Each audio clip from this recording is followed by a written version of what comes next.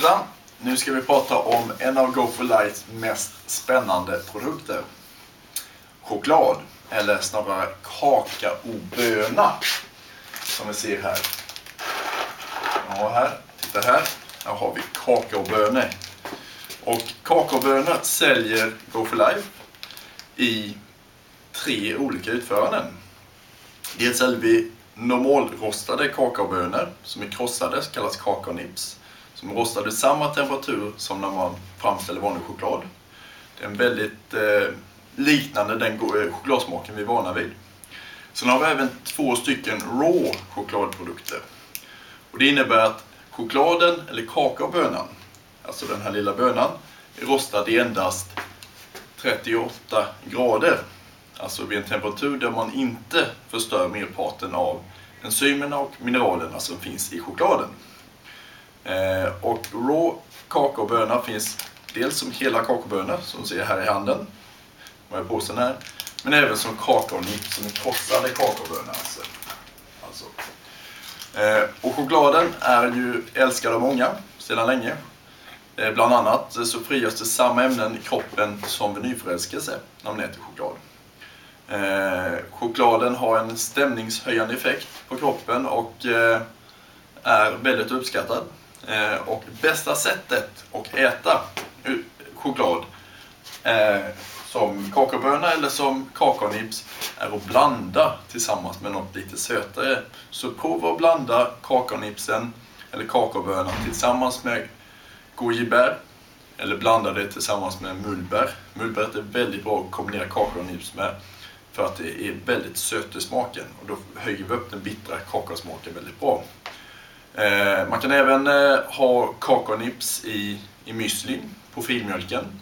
Man kan även prova på att ha kakaonipsen i bakelse så blir det lite knapriga kakaobitar inne i olika bakelser som man gör. Så att det finns mängder med sätt att använda chokladen. Och för övrigt, vilket jag inte nämnde tidigare, så är faktiskt choklad en av de nyttigaste näringsämnena som finns, eller näringsprodukterna som finns. Så att ju mer choklad man äter, desto längre lever man, säger bland annat David Wolf som är en förespråkare inom raw food community. Så ät mycket choklad och ät den gärna i naturlig form. Skillnaden på en kakaoböna och en chokladkaka är att en kakaoböna innehåller ungefär 70% det som blir kakaopulver och ungefär 30% kakaofett. Och det är den naturliga formen.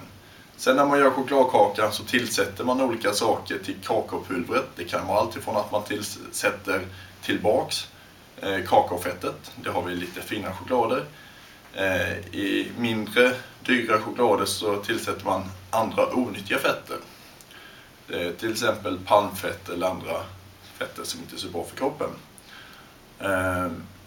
Och socker som man har sina tråkiga bieffekter med. Så att ska vi få ut så mycket som möjligt av chokladen så ska vi äta den i naturlig form. Antingen som kakaonips eller som kakaoböna.